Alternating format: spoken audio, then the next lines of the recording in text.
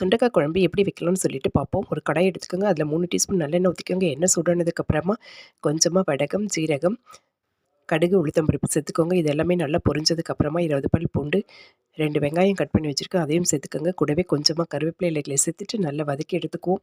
வெங்காயம் நல்லா வதங்கினதுக்கப்புறமா ஒரு பெரிய தக்காளி கட் பண்ணி வச்சுருக்கேன், அதை இதோடு சேர்த்துட்டு நல்லா வதக்கிக்குவோம். வெங்காயம், தக்காளி நல்லா வதங்கினதுக்கப்புறமா கொஞ்சமாக கொத்தமல்லி தழை சேர்த்துக்கோங்க. 1/4 டீஸ்பூன் மஞ்சள்தூள், 1 டீஸ்பூன் மிளகாய்த்தூள், 1/2 டீஸ்பூன் தனியாத்தூள் சேர்த்துட்டு இதனுடைய பச்சை வாசனை போகிற வரைக்கும் கலந்துக்கோங்க. கூடவே கொஞ்சமாக உப்பு சேர்த்துக்கோங்க.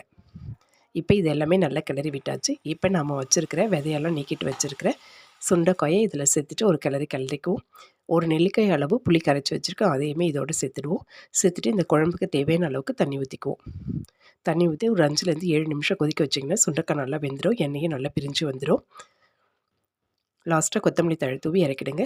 பெண்கள் இதை வாரத்தில் ஒரு நாள் சாப்பிட்லாம்.